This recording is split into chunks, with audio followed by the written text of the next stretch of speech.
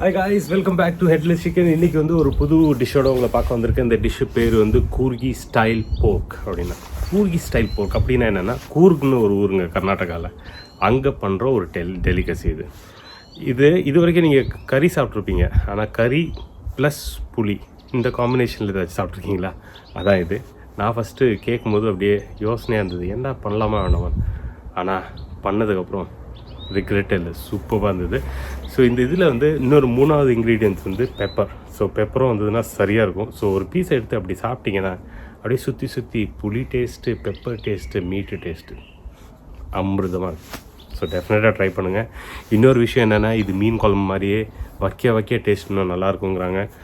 But எங்களால் try பண்ணோம், எங்களால் வைக்க முடியல. மொதல் நாள் முடிஞ்சால் கொஞ்சம் வச்சுட்டு அடுத்த நாள் டேஸ்ட் பண்ணி பாருங்கள், ரொம்ப சூப்பராக இருக்கும். ஸோ இன்றைக்கி வந்து அது எப்படி பண்ணணும்னு நான் சொல்ல போகிறேன். இன்னொரு விஷயம், 3வது 4வது விஷயம் போயிட்டே இருக்குது. இதில் வந்து ஒரு புளி யூஸ் பண்ணுறாங்க. அது வந்து லோக்கல் புளி, ஏதோ கொடும் அப்படிங்கிறாங்க, கொடும்புளியோ ஏதோ. அது எனக்கு கிடைக்கலைங்க. ஸோ நான் என்ன பண்ணேன்னா, இருக்கிற புளி வச்சு பண்ணியிருக்கேன். அதுலேயே டேஸ்ட் சூப்பராக இருந்தது. உங்களுக்கு ஆத்தென்டிக் ரெசிபி கிடச்சிதுன்னா, ஆத்தென்டிக் இன்க்ரீடியன்ட் கிடச்சிதுன்னா அதை யூஸ் பண்ணி பார்ப்போம். சரியா? வாங்க நான் உள்ளே போய் பார்ப்போம் எப்படி பண்ணலான்னு.